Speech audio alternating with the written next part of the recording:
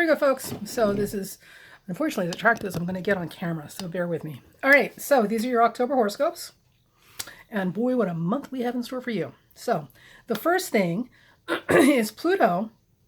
As we talked about in the last couple of videos, Pluto has been making its station at 18 Capricorn, and it will come to a complete standstill on October 1st. Now, you may be listening to this and going, oh my God, well, what does that mean? Don't panic. If you are going to get anything with this Pluto station, you have felt it by October 1st. There's no new news here. Because remember, with the outer planets, they take longer to move. So we feel the effects of those station or changes of direction much further in advance than we do with the faster moving planets. So through the month of September, anybody who's going to be feeling the impact of this Pluto transiting or stationing at 18 Capricorn, like the seed has been sown, right? So once we get to October 1st, like, ding, ding, the bell rings, match over.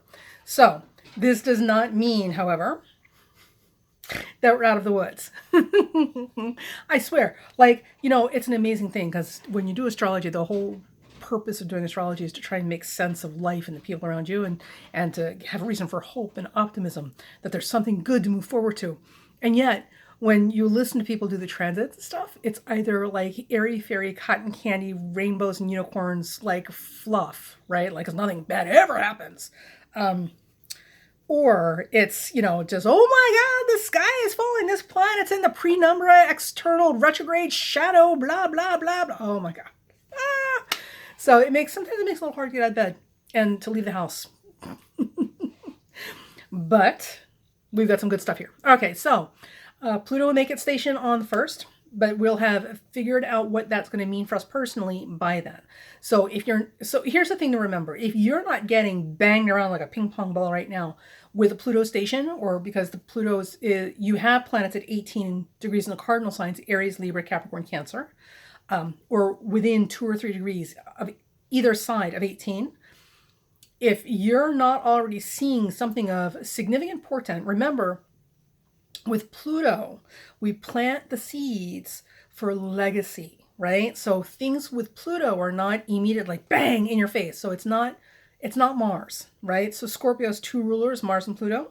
Mars is very direct assault, like it's bang, like in your face, and that's it, right? It's like drawing the sword and going to battle. That's the Mars side of Scorpio.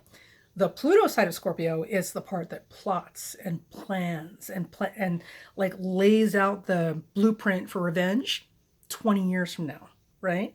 So Pluto is very much about long-term, long-range things. So things that are happening under the Plutonian influence or the Pluto influence, are things that are being planted and set up like booby traps, okay, that don't go off immediately, but when triggered, way down the line, like it will come to its full expression. Like then you'll know the complete picture.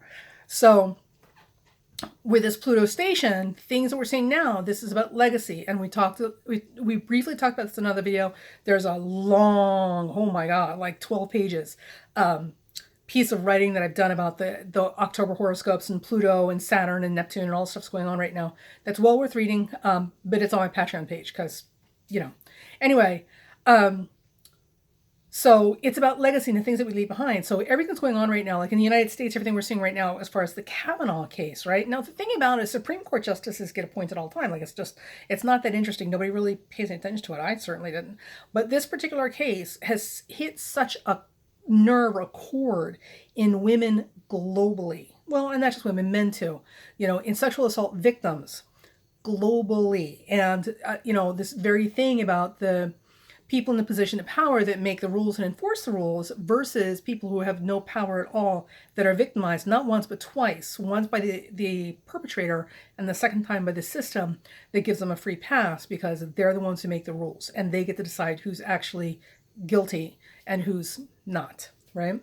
So the power imbalance there, and the misuse and abuse of power to protect deferentially people that they choose and not based on necessarily any merit or innocence.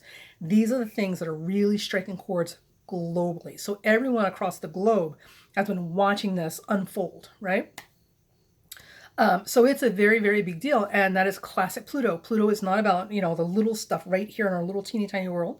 Pluto is about tomorrow, next week, next year, 5 generations from now. Pluto is about not your little house and family and friends, or even your local neighborhood. Pluto is about your county, your state, your country, your tribe on a very large scale, right? So it's about the bigger picture. All right, that's the word to remember, the bigger picture. So in your personal life, if you have planets anywhere near 18 degrees, give or take a couple degrees in either direction, in the cardinal signs, Aries, Libra, Capricorn, Cancer, one of the things to pay attention to is where seeds or some shifting or turning, redistribution is occurring in your life, because these out of tiny acorns, mighty oaks do grow. So there's a lot of large scale future ramifications coming from these small changes, right? These small shifts in perspective and stuff like that. So as an example, I'm taking Pluto to my Mercury, and we're not going to get into what the degrees are and stuff like that, because it's all the same thing when it comes to Pluto. Squares, oppositions, conjunctions, it's Pluto. And one of the things that's happening with me with the Pluto Mercury is that I am unconsciously, which is also very Pluto, shifting and kind of adjusting a little bit and making some mental adjustments. And some seeds or kernels of ideas have been planted and are kind of coming together for larger long-term projects. But in order for me to get from here to there, I've got to make some pivotal, also Pluto, pivotal changes that seem very, very small right now, but could have huge implication later that will radically change the face of my life. So, but that's all Mercury, right? It's the plans and the thinking and, where our thoughts are and how we see things and our schedules and all that sort of stuff. So with you, depending on what your personal planets are involving Pluto, will dictate how you may be experiencing this and what areas of life to look in. If you don't know, you can reach out to me and we can do your chart. Later, come back tomorrow, because this video is going to go out before I get a chance to put the link in. There will be a link to right now where I'm taking orders for full readings on my own personal credit card server. I don't know if they take overseas payments, but also if you guys want to do like a quickie reading, like a little yes no reading kind of stuff, I'm doing $5 readings over at Fiverr, $5 and $15 readings, $5 tarot readings. Anyway, so there's that. Okay, so don't panic. The seeds of greatness are within you, and Pluto plants those seeds. Okay, so this is what's going on right now. Now, October 6th, and there's an important story about Pluto. I'll come back to that. October 5th, Venus is going to go retrograde. Woohoo, right? Oh, happy day, fun days ahead. So the things to understand with Venus, right? When Venus goes retrograde, it can get a little bumpy. And so for those of you who are trying to learn astrology, let's break this down, right? So this is not the be all end all of interpreting, but this is a good start. So we know that the rulerships of all planets covers a lot of territory. And one of the challenges as an astrologer is figuring out which one of these potential things it rules are we actually going to see, right?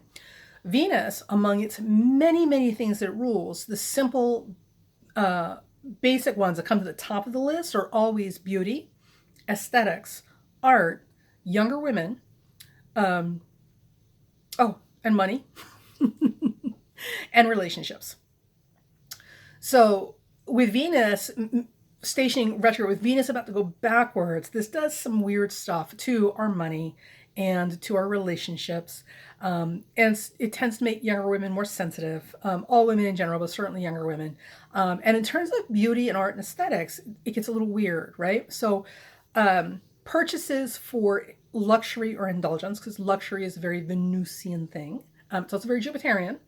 But purchases for luxury or indulgence are not favored this time, because you may find that it will not meet your taste as much as you like, or something about it is going to make it radically like not you later when Venus goes direct, right? So there's a lot of impulse stuff that happens under Venus retrograde, impulse purchases, that we regret later. So like the the leopard print capri pants, right?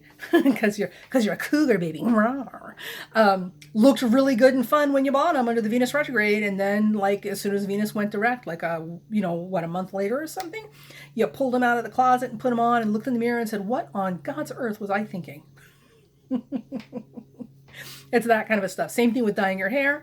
That platinum blonde dye job that you just thought was just going to be amazing and you just loved under that Venus retrograde because like, oh, yes, I am so Marilyn Monroe, right? And then, of course, Venus goes direct and you're just like, Jesus, I look like a cheap $2 hooker.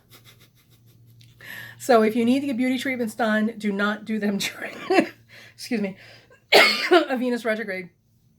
If you need to buy things that are flattering, either in your home or on yourself, try to avoid doing that under a Venus retrograde. It will not be everything you hope for when you come out of this cloud, right? Now, when it comes to money and relationships, Venus retrograde does two different things. So when it comes to money, Venus retrograde tends to tighten up the purse strings a little bit.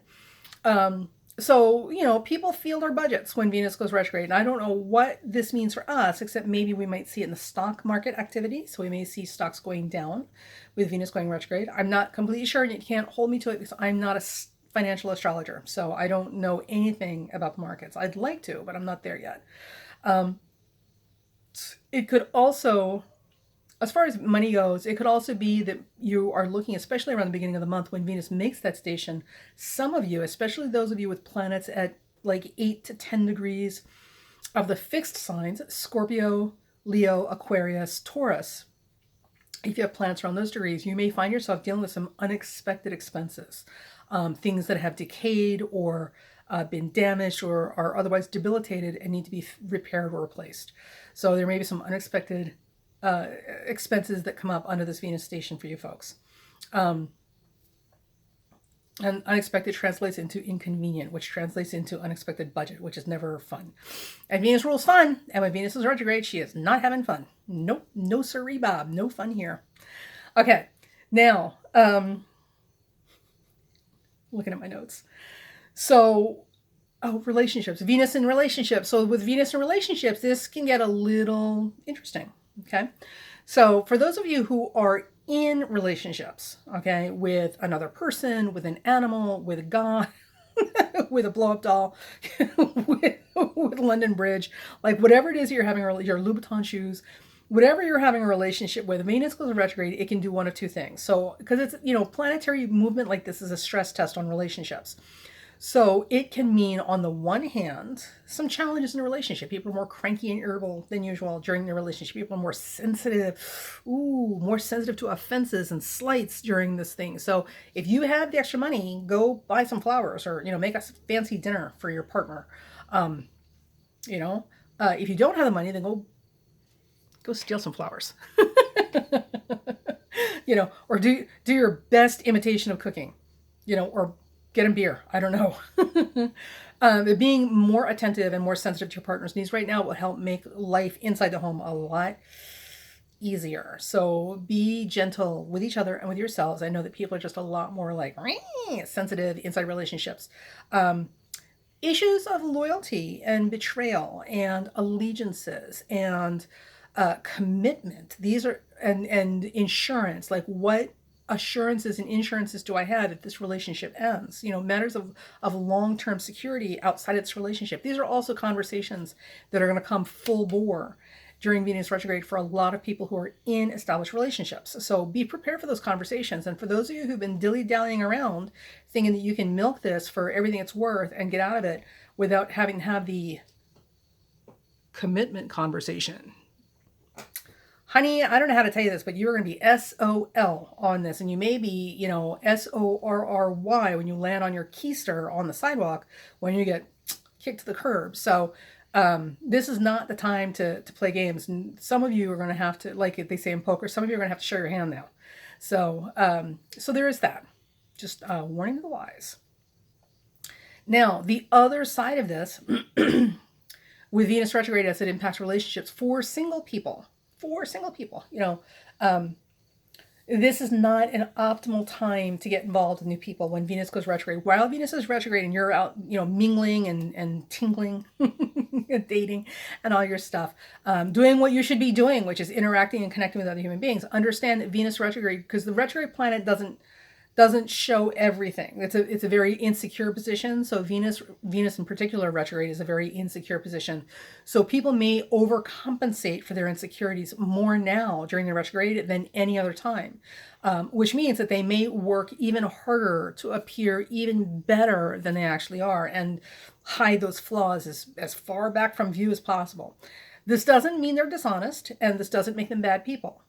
Because listen, everybody knows if you're going to go buy something and you have a choice between 3 identical things, you're going to pick the one with the least amount of flaws.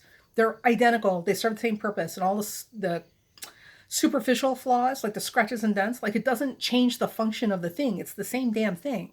But invariably, if we have a choice between 3 of them and we're looking at cosmetic flaws as the only difference, and it doesn't affect the function, we're always going to go with the one with the least amount of cosmetic or obvious flaws, right? And it's the same thing with people in dating relationships. So I'm not going to fault people too much for trying to put their best foot forward, or maybe both of their feet forward, or maybe doing a handstand to get your feet forward. I don't know. But it is to say that for those of you who are thinking about entering into new relationships during this Venus retrograde time, your energy would better be served by taking this time and reevaluating and renovating yourself, like going in and doing the improvements on yourself and really re-examining what it is that you do want from relationships and where you haven't been getting what you want from relationships, and maybe the people that you're spending time with, because Venus is relationships, which includes your friendships and your social circles, okay? Because it's socializing, right? So Venus retrograde also might be asking you that a better way to use your time right now is to go back and really think about who you're spending the most amount of time with, and is this serving your purpose as far as moving forward in your life? Listen, I love my friends to death, but my friends and I are not married to each other for a reason. And a lot of that reason has to do with the fact that no matter how much we love each other, we're not a good fit for each other as far as moving forward as a team for the long haul. That's a whole different operation. And my friends and I, we don't fill that requirement in each other's lives. Okay. But if I want to have a life partner that's on board with me, that I can partner with, and we can team up and take on the life, the matter of life and the game of survival together and have each other's backs, I got to go find that person, or I have to at least be visible enough to them that they can find me. That's not going to happen if you're in a situation where your social circle is not allowing fresh air in, new people, new faces, new events, new opportunities for you to go find the person who's going to be not your friend, but your life partner and friend. So Venus retrograde right now is a really good time to kind of go in and if you're single, it's a really good time to go in and examine how your life is constructed socially, and ask yourself if there's not a better way to arrange your social time and your social calendar so that you have more opportunities to go find the love of your life. Just a thought. All right. So Venus will stay retrograde through the entire month of October. Yay! Aren't you thrilled?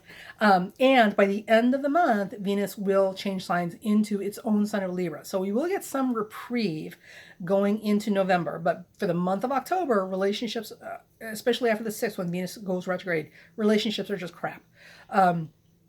Well, no, let me rephrase that. Relationships are kind of going to go through their renewal process and their rehabilitation and renovation. But relationship seeking, being single and looking, this is going to be a crap month as far as making successful connections for the long term. This is, however, an excellent time to come up with a better game plan. So if you have to take the time off, use it wisely, right? And use it to your benefit. So there's that. Okay. All right. So as we get into this, what else do we have going on here? There are some interesting things that are happening, but they're mostly happening in the early part of the month, and at the end of the month, we got a little bit of a blip right there in the middle. But otherwise, it's just a whole lot of Venus retrograde. It's just going in and cleaning up, literally cleaning up, excavating. So, October 17th, one of the better days, and certainly the day to watch, It's good and it's bad all at the same time, and we're going to go into why in a second. So one of the days to watch is going to be October 17th, and the reason is Mercury will move into a conjunction with Venus at 9 Scorpio. So Venus will have just turned retrograde, and now Mercury will be catching up, and they will be on top of each other. While this is happening, okay, Mars, or I'm sorry, the moon will be in early Aquarius, and it will be conjuncting the South Node and Mars, okay, and squaring Uranus, or moving into a square with Uranus. So October 17th, the moon, at the same time that Mercury and Venus are coming together, the moon will be in Aquarius conjuncting the South Node and simultaneously squaring Uranus. So we've got a South Node Uranus square going on. And then it will move into the conjunction with Mars. So here's what this time frame, the day during, before, and after. So the 16th, the 17th, the 18th, but certainly the 17th. This is what this is good for. So Mercury conjunct Venus is a great time to have those important conversations about where your future is going. Where is this going? What are we doing? And it doesn't matter if it's professionally or personally or with yourself or with God, whoever or your tax attorney, whoever you're having this conversation with, that's an excellent day to have this kind of meeting of the minds to sort that out. Now, and also it's an excellent day for research and finding the truth of the matter. But be careful, like all questions, don't ask questions you're not really prepared to get the answers to. That's your warning. And I say that because the moon moving down and conjuncting the South Node, simultaneously squaring Uranus, is going to make this both a breakthrough day. So this is a great time to have a breakthrough, which is why those important conversations are favored to stay on the 17th.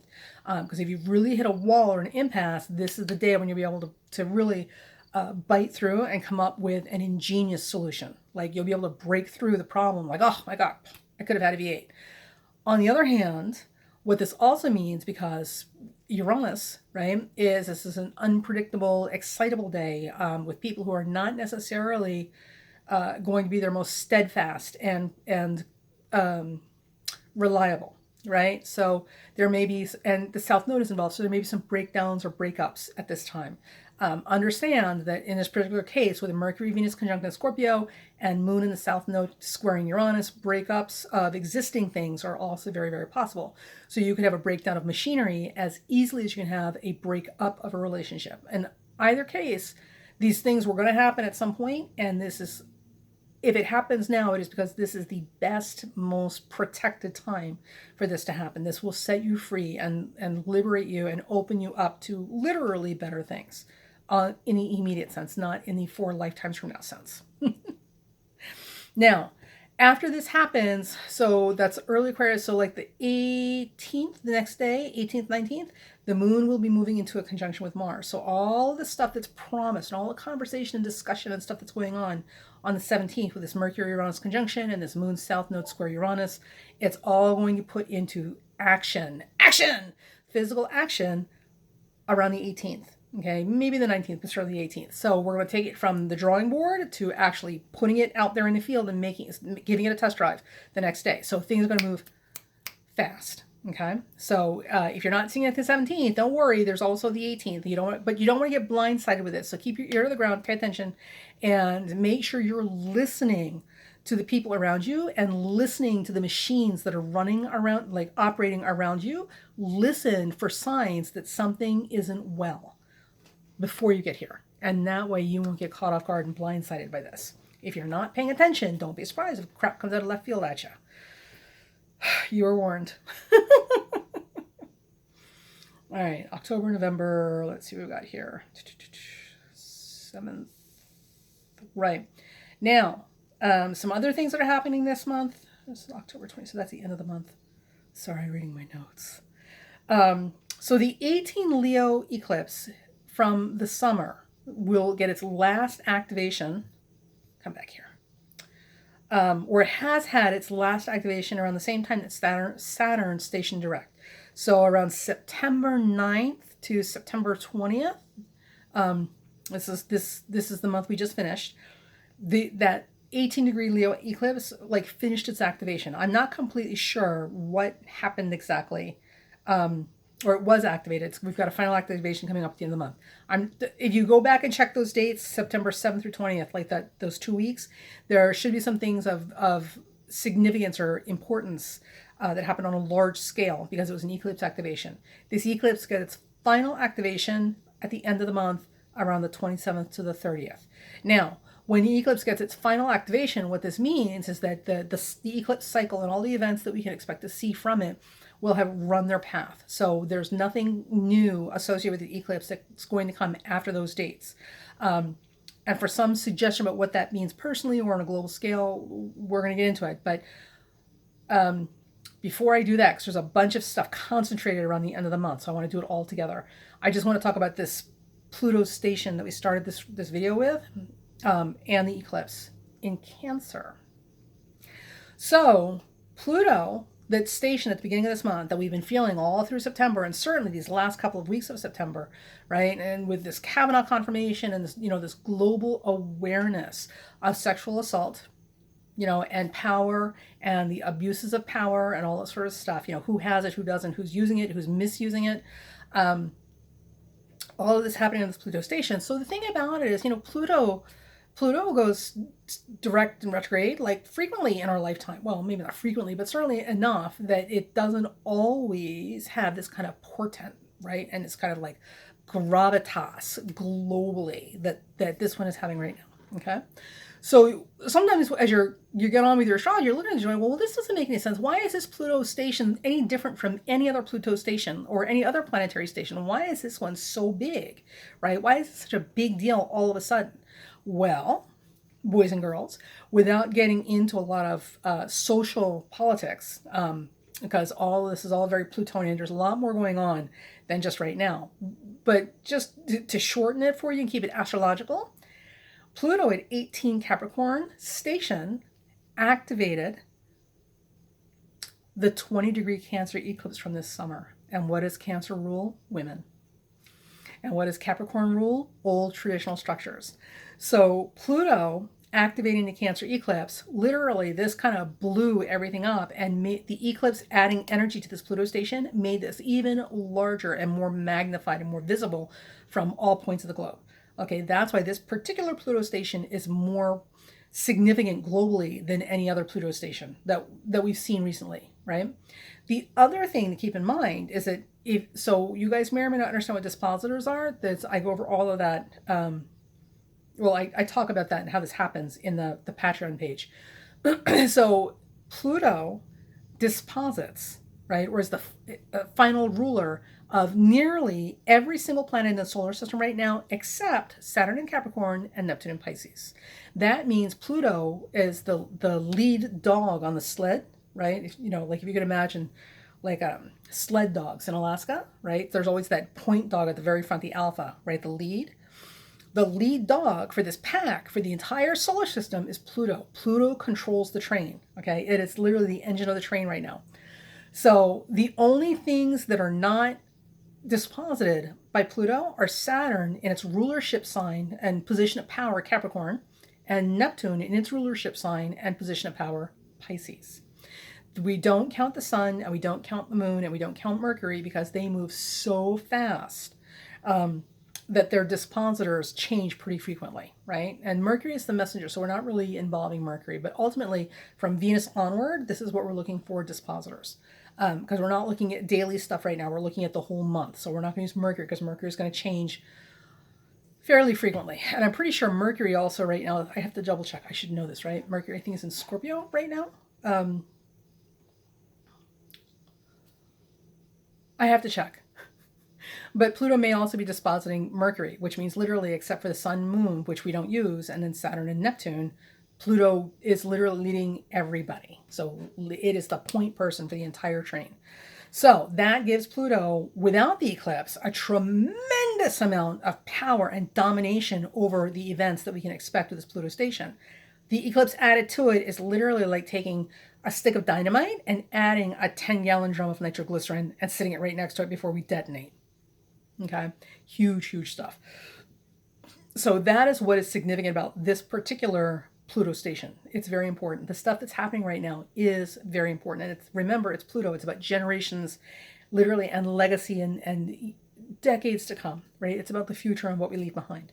So the things that are happening right now and the outcome of these things have huge portent for the things that we will be leaving behind for many generations, not just your kids, your grandkids.